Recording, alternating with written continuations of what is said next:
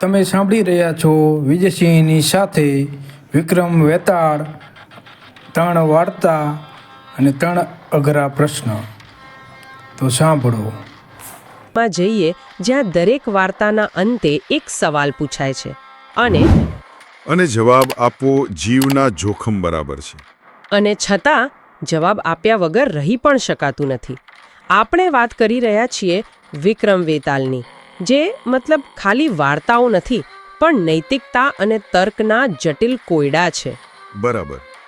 આજે આપણી પાસે આ પ્રાચીન કથાઓનો સંગ્રહ છે અને આપણો હેતુ એ સમજવાનો છે કે સદીઓ પહેલા રચાયેલી આ વાર્તાઓ આજના જટિલ સમયમાં પણ આપણને નિર્ણય લેવા વિશે શું શીખવી શકે છે. અને આની રચના જ અદ્ભુત છે.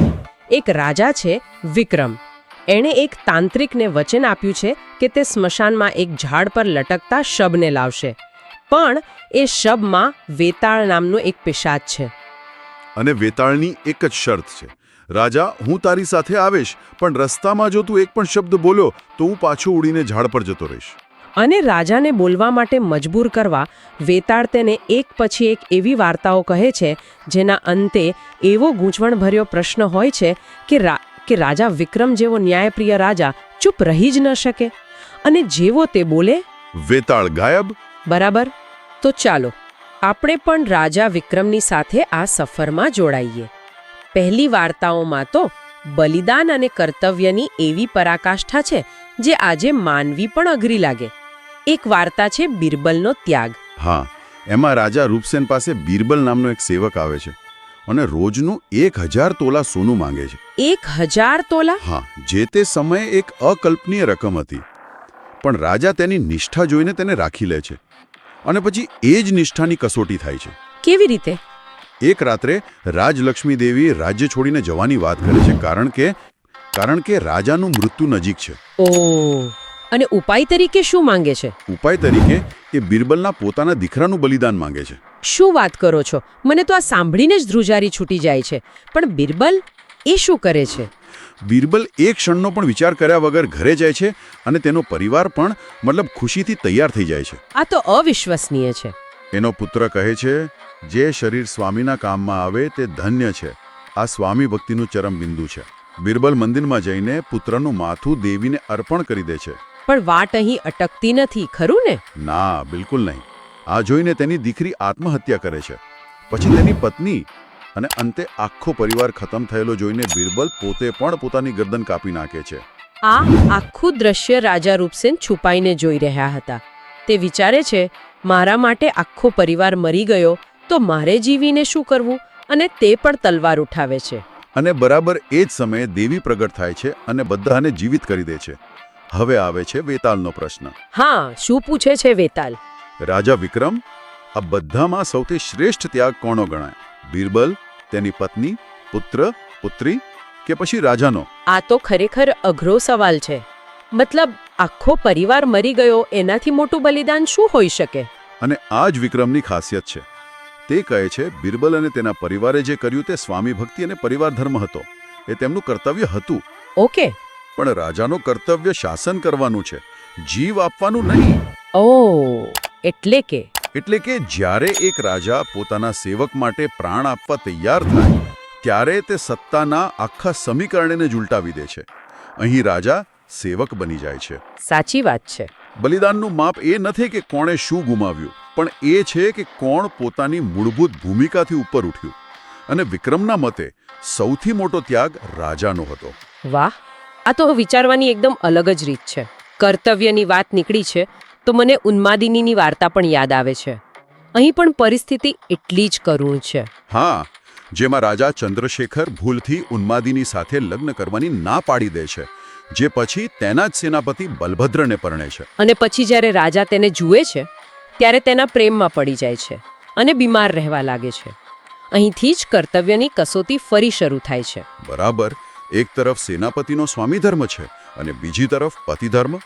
અને સેનાપતિ તો પોતાની પત્નીનો ત્યાગ કરવા પણ તૈયાર થઈ જાય છે. કે છે કે મહારાજ, આપ આને સ્વીકારો. પણ રાજા ના પાડી દે છે. એવું કેમ? કારણ કે રાજા માટે રાજધર્મ સર્વોપરી હતો. પરસ્ત્રીનો સ્વીકાર કરવો એ અધર્મ છે. ભલે એના માટે પ્રાણ કેમ ન આપવા પડે? અને રાજા પ્રેમની એ જ ચિંતામાં મૃત્યુ પામે છે. અને અંત તો એનાથી પણ વધારે દુઃખદ છે. સેનાપતિ અને ઉન્માદિની બંને રાજાની ચિતામાં બળીને મરી જાય છે. અહીં વેતાલ પૂછે છે, આ ત્રણેયમાં સૌથી વધુ સાહસી કોણ? અને વિક્રમ ફરીથી રાજાને જ પસંદ કરે છે. કેમ? કારણ કે સેનાપતિ અને ઉન્માદિનીએ જે કર્યું તે ભાવનાઓથી પ્રેરાઈને કર્યું હતું, પણ રાજાએ પોતાની તીવ્ર ઈચ્છાને, પ્રેમને દબાવીને ધર્મ માટે પ્રાણ ત્યાગી દીધા. એ સૌથી કઠોર અને સૌથી મોટું સાહસ હતું. તો પહેલા ભાગમાં આપણે જોયું કે ધર્મ અને કર્તવ્ય માટે લોકો ક્યાં સુધી જઈ શકે છે. પણ શું થાય જ્યારે ન્યાય કરવો એટલો સીધો સાધો ન હોય? ચાલો હવે એવી જ એક ગૂંચવણભરી કથા જોઈએ. હા, હવે આપણે એવી વાર્તાઓમાં પ્રવેશી રહ્યા છીએ જ્યાં બુદ્ધિ અને તર્કની ખરી કસોટી થાય છે. મહાદેવીની વાર્તા આનું ઉત્તમ ઉદાહરણ છે. આ વાર્તામાં એક કન્યા મહાદેવીના 3 ઉમેદવારો છે. એક જ્ઞાની છે જે ભૂત ભવિષ્ય વર્તમાન બધું જાણે છે. હા. બીજો એક કારીગર છે જે ઉડતો રથ બનાવી શકે છે. અને ત્રીજો એક શક્તિશાળી ધનુર્ધર છે. હા એક દિવસ એવું બને છે કે મહાદેવીનું એક રાક્ષસ અપહરણ કરી જાય છે. હા હવે આ ત્રણેય મિત્રો પોતાની આવડતનો ઉપયોગ કરે છે. પેલો જ્ઞાની તરત જ કહી દે છે કે રાક્ષસ મહાદેવીને ક્યાં લઈ ગયો છે. અને કારીગર તરત જ પોતાના ઉડતા રથમાં બધાને બેસાડીને પળવારમાં ત્યાં પહોંચાડી દે છે. અને ધનુર્ધર રાક્ષસ સાથે યુદ્ધ કરીને તેને મારી નાખે છે અને મહાદેવીને બચાવે છે. બરાબર. હવે સવાલ એ છે કે મહાદેવી કોની સાથે લગ્ન કરે? ત્રણેયનો દાવો મજબૂત છે. બિલકુલ.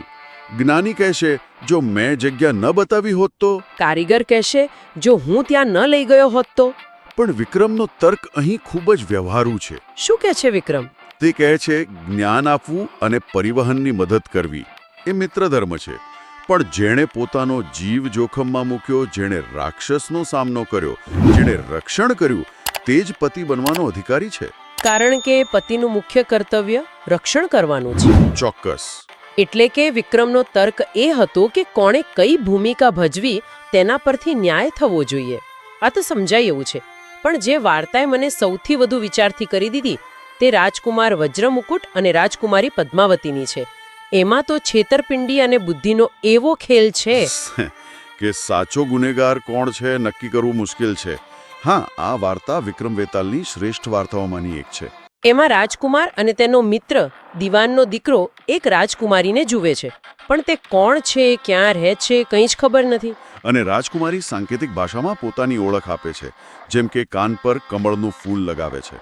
જેનો અર્થ દિવાનનો દીકરો કાઢે છે કે તે કર્ણાટક રાજ્યની છે. બરાબર. પછી ફૂલને દાંતથી બચકું બળે છે, મતલબ તેના પિતાનું નામ દંતાવટ છે. આ અદ્ભુત છે. ખરેખર. હા, આ બુદ્ધિનો ખેલ છે. આ સંકેતો ઉકેલીને રાજકુમારીના મહેલ સુધી પહોંચી જાય છે અને બંને પ્રેમમાં પડે છે. પણ વાર્તામાં અસલી વળાંક હવે આવે છે. હા, રાજકુમારી પદ્માવતી તે દીવાનના દીકરાને મારવા માટે મીઠાઈમાં ઝેર મોકલે છે. મને તો આ વાંચીને આઘાત લાગ્યો હતો. આવું કેમ? કારણ કે રાજકુમારી સમજી જાય છે કે જ્યાં સુધી દીવાનનો દીકરો રાજકુમારની સાથે છે ત્યાં સુધી રાજકુમાર તેના નિયંત્રણમાં નહીં રહે. પેલો ખૂબ જ બુદ્ધિશાળી છે. ઓહ, એટલે તે પોતાના રસ્તાનો કાંટો દૂર કરવા માંગતી હતી. હા, પણ દીવાનનો દીકરો એનાથી પણ 2 ડગલા આગળ નીકળે છે. તે એક એવી યોજના ઘડે છે જે સાંભળીને જ નવાઈ લાગે. પેલી ત્રિશૂળવાળી વાત? હા, તે રાજકુમારને કહે છે કે રાજકુમારી જ્યારે સૂતી હોય ત્યારે તેની જાંઘ પર ત્રિશૂળનું નિશાન બનાવી દે અને તેના ઘરેણાં ચોરી લાવે. અને પછી તે પોતે એક યોગીનો વેશ ધારણ કરીને રાજા દંતાવટના દરબારમાં પહોંચે છે. આ તો ભયાનક આરોપ છે. કોઈ પણ પિતા પોતાની દીકરી વિશે આવું સાંભળીને પહેલા તો તપાસ કરાવે. પણ રાજા દંતાવટ કોઈ ઊંડી તપાસ નથી કરાવતા.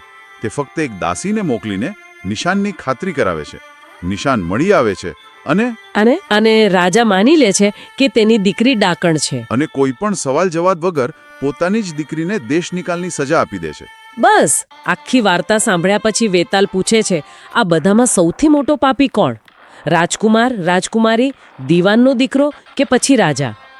ખરેખર મને તો લાગે છે કે દીવાનનો દીકરો સૌથી મોટો પાપી ગણાય. આખી યોજના તેની જ હતી. મોટાભાગના લોકો આવું જ વિચારશે. પણ વિક્રમનો જવાબ ફરી એકવાર આપણને આશ્ચર્યમાં મૂકી દે છે.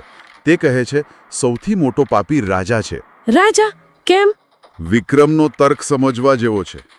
તે કહે છે રાજકુમારે પ્રેમ મેળવવા પ્રયત્ન કર્યો, રાજકુમારીએ પોતાના ભવિષ્યને સુરક્ષિત કરવા પ્રયત્ન કર્યો, દીવાનના દીકરાએ પોતાના સ્વામી અને મિત્રની રક્ષા માટે બુદ્ધિ વાપરી. આ બધાના હેતુઓ મતલબ અંગત હતા. પણ રાજાનું કર્તવ્ય શું છે? ન્યાય કરવાનો. બરાબર. અને રાજાએ એ જ કર્તવ્યનું પાલન ન કર્યું. એક અજાણ્યા યોગીની વાત પર વિશ્વાસ કરીને, પૂરી તપાસ કર્યા વિના, પોતાની દીકરીનો પક્ષ સાંભળ્યા વિના તેણે નિર્ણય લઈ લીધો. એટલે કે એક શાસક જ્યારે વિચાર્યા વગર નિર્ણય લે ત્યારે તે સૌથી મોટો અપરાધ કરે છે. કારણ કે તેના એક નિર્ણયથી કોઈનું આખું જીવન બરબાદ થઈ શકે છે. આ ન્યાયિક પ્રક્રિયાની નિષ્ફળતાનો ઉત્તમ દાખલો છે. ખરેખર આ દૃષ્ટિકોણથી તો મેં વિચાર્યું જ નહોતું. આ વાર્તાઓ આપણને ઘટનાની સપાટી નીચે જોતા શીખવે છે. આના પરથી મને છેલ્લી વાર્તા યાદ આવે છે, જેમાં કારણ અને પરિણામની એક એવી જટિલ સાંકળ છે કે અપરાધી કોણ છે તે શોધવું લગભગ અશક્ય લાગે. તમે હરિદાસ બ્રાહ્મણની વાર્તાની વાત કરી રહ્યા છો. જેની પત્નીનું એક ગંધર્વ અપહરણ કરી ગયો હતો અને તે દુઃખમાં તીર્થયાત્રા પર નીકળ્યો હતો. બરાબર. રસ્તામાં ભૂખ્યો તરસ્યો હરિદાસ એક ગામમાં પહોંચે છે. ત્યાં એક દયાળુ બ્રાહ્મણી તેને ખીર આપે છે. હરિદાસ ખીરનો કટોરો એક ઝાડ નીચે મૂકીને હાથ ધોવા જાય છે અને અહીંથી જ ઘટનાઓનો વિચિત્ર ક્રમ શરૂ થાય છે. બરાબર. એ જ સમયે ઉપર ઝાડ પર એક બાજ એક સાપને મારીને ખાઈ રહ્યો હોય છે અને મરેલા સાપના મોઢામાંથી ઝેરનું એક ટીપું સીધું પેલી ખીરમાં પડે છે. બરાબર. આ તો નસીબનું જ ખેલ કહેવાય. હરિવાસ પાછો આવે છે, એ ઝેરી ખીર ખાય છે અને મૃત્યુ પામે છે. પણ મરતા પહેલા તે પેલી બ્રાહ્મણી પર આરોપ લગાવે છે કે તેણે ઝેર આપ્યું. અને આ સાંભળીને બ્રાહ્મણીનો પતિ કોઈ પણ વાત જાણ્યા વગર પોતાની પત્ની પર બ્રહ્મહત્યાનો આરોપ લગાવીને તેને ઘરમાંથી કાઢી મૂકે છે. હવે વેતાલ પૂછે છે, આમાં અપરાધી કોણ? સાપ, બાજ કે બ્રાહ્મણી? આ પ્રશ્નનો જવાબ આપવો સહેલો નથી. મને તો લાગે છે કે આમાં કોઈ અપરાધી જ નથી. આ તો માત્ર એક દુર્ઘટના હતી. સાપ લાચાર હતો, બાજ શિકાર કરતો હતો અને બ્રાહ્મણીએ તો દયાનું કામ કર્યું હતું. તમારો તર્ક સાચો છે, પણ વિક્રમ તેનાથી પણ એક પગલું આગળ જાય છે. તે કહે છે કે સાપ, બાજ કે બ્રાહ્મણી આ ત્રણેયમાંથી કોઈ દોષિત નથી, પણ આ ઘટનામાં બે અપરાધી છે. બે અપરાધી કોણ? વિક્રમ મુજબ પહેલો અપરાધી પેલો ગંધર્વ છે જેણે હરિદાસની પત્નીનું અપહરણ કર્યું. ઓ, જો તેણે એ અપરાધ ન કર્યો હોત તો હરિદાસ યાત્રા પર જ ન નીકળ્યો હોત અને આખી ઘટના બની જ ન હોત. વિક્રમ તાત્કાલિક કારણને બદલે ઘટનાના મૂળ કારણને જુએ છે. વાહ, આ તો આધુનિક રૂટ કોઝ એનાલિસિસ જેવું થયું. અને બીજો અપરાધી કોણ? બીજો અપરાધી પેલો બ્રાહ્મણ પતિ, જેણે પેલા રાજા દંતાવટની જેમ જ સત્ય જાણ્યા વિના, પૂરી તપાસ કર્યા વગર પોતાની નિર્દોષ પત્નીને ત્યાગી દીધી. એટલે અહીં પણ અપરાધ ક્રિયાનો નથી, પણ અન્યાયપૂર્ણ પ્રતિક્રિયાનો છે. બરાબર. તો આ બધી વાર્તાઓનો સાર શું છે? એવું લાગે છે કે આ કથાઓ માત્ર મનોરંજન નથી, પણ એક પ્રકારની માનસિક કસરત છે, નૈતિક તર્કનો અભ્યાસ છે. બિલકુલ. વિક્રમ વેતાલની આખી રચના આપણને વિચારવાની એક પદ્ધતિ શીખવે છે. પહેલા પૂરી વાત શાંતિથી સાંભળો, પછી એમાંથી મૂળભૂત નૈતિક પ્રશ્નને ઓળખો અને છેલ્લે દરેક પાત્રના હેતુ અને કર્તવ્યનું વિશ્લેષણ કરીને તર્કબદ્ધ નિર્ણય પર આવો. આ વિવેચનાત્મક વિચારસરણીનો એક કાલાતીત પાઠ છે. અને અંતે એક વિચારવા જેવો પ્રશ્ન મારા મનમાં આવે છે.